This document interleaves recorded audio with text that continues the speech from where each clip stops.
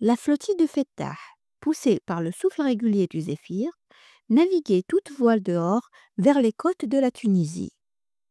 Les rameurs, épargnés par la bonté du Raïs, absents de leur bande de vogue, chantaient des chansons nostalgiques qui parlaient de tavernes et de tavernières, de nuits de bourrasques et d'abordages, de déserts et de mystérieuses femmes berbères, des 1000 visages, 1000 langues et 1000 cultures qui bouillonnaient à Alger. Ces mélodies, maintenant si colorées et joyeuses, se teintaient de douleur et de tristesse quand elles servaient d'accompagnement musical aux coups de rame dans les dames de nage. Depuis quelque temps, les navires barbaresques s'occupaient seulement de missions normales de patrouille le long des côtes de l'Afrique du Nord et de la Sicile, à la solde de la Sublime Porte, qui dans ces derniers mois se sentait tellement en insécurité et privée de son titre de patronne absolue de la Méditerranée, surtout après que le pape Léon X, échappé de justesse au fuste barbaresque, avait déclaré: ce serait une grande maladresse d'espérer pouvoir conquérir les Turcs et les pirates par la seule force de nos oraisons. Nous devons nous mettre en armes et combattre avec sagesse si nous voulons nous libérer de leur oppression. Léon X avait fait suivre ces paroles par l'envoi à tous les princes d'Europe et d'Italie de cardinaux porteurs de messages qui appelaient à l'alliance contre le Turc. Les actions des corsaires d'Alger en cette nouvelle saison avaient une simple mission de surveillance et de défense qui, malgré une apparence inoffensive, avait déjà porté des butins importants. Il s'agissait d'actions militaires éclairs dans lesquelles Ali Bekir, encore une fois, s'était distingué pour son audace indomptable, toujours intrépide face au danger, toujours insouciant face à la mort. Le surnom « la Mangouste », dont l'avait affublé ses hommes après la nuit de Los Nietos, maintenant s'était coloré de teintes plus nettes et était devenu Sba el-Bihar, le lion des mers.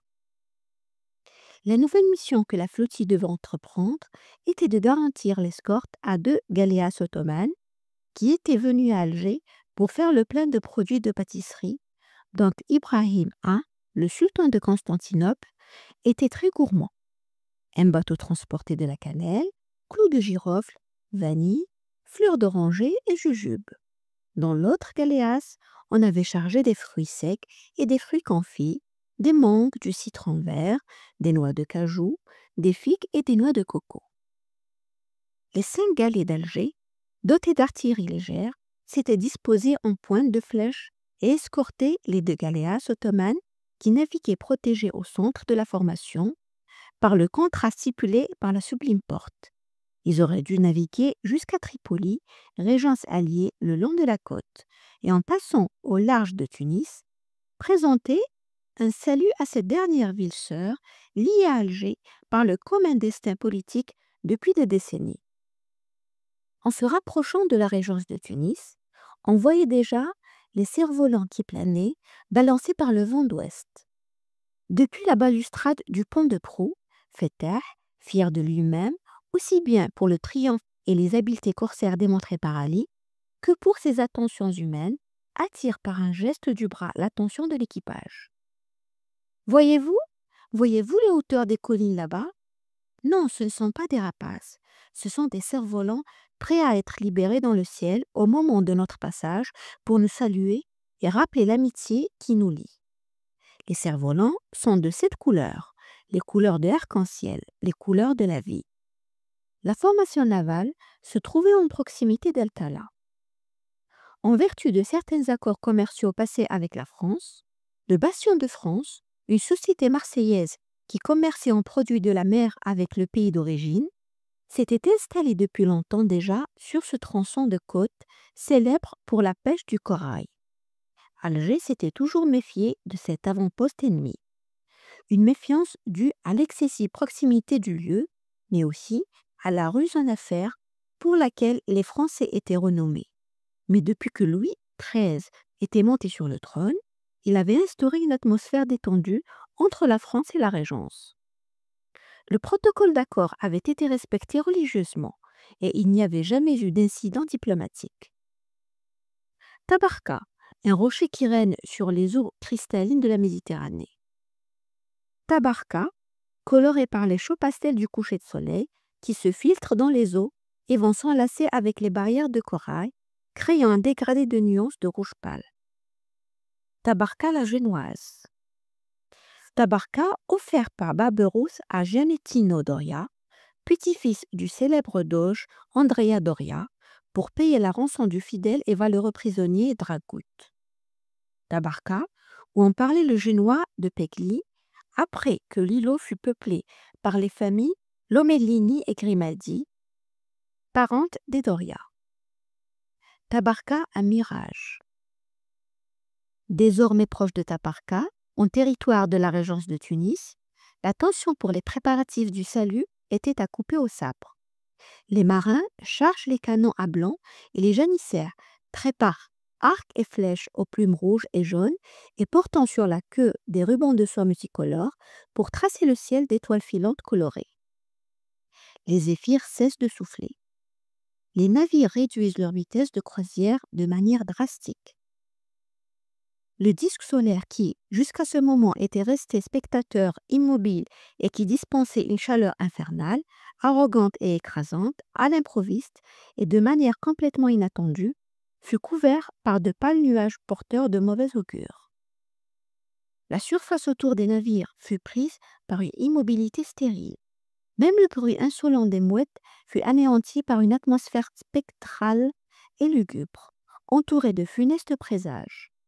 Un sifflement glacé et mortifère, provenant des hauteurs de la côte, remplit l'air de terreur et de consternation, et fut suivi d'une explosion énorme, bruyante et terrifiante. Ce qui se passe ensuite se colore de nuances apocalyptiques. Des bastions d'El-Kala, par une grêle de coups d'arquebuse, intercalés par des coups de canon tirés avec l'intention de couler les deux galéas. Ce fut le début d'un authentique carnage. Les soldats français, persuadés que les prédateurs barbaresques patrouillaient cette portion de mer avec l'intention de procéder à une de leurs habituelles razzias contre El-Kala, à peine entrevus les bannières qui arrivaient de l'ouest, se précipitèrent sur les bastions et les remplirent d'armes. Ils préparèrent la poudre à canon et les boulets et s'armèrent de mousquets et d'arbalètes. Le reste de la population, les femmes et les enfants, se cachèrent dans les caves et dans les bois dans l'espoir de conjurer l'arrivée du diabolique ennemi corsaire. Les navires algérois avaient défilé indifférents face à la côte du bastion de France.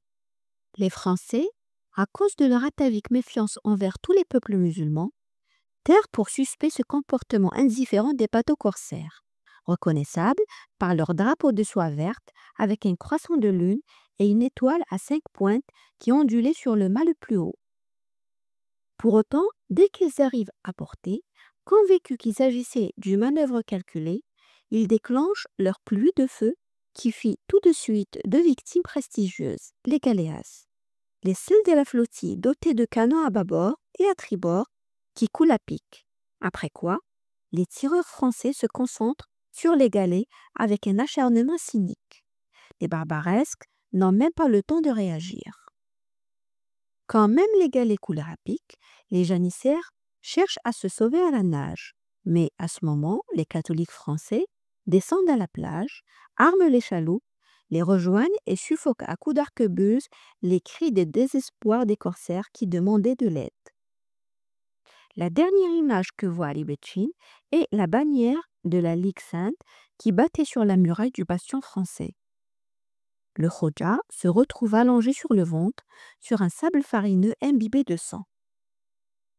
Les vêtements déchirés et pleins de sang ont infecté les profondes blessures qu'il avait sur le torse.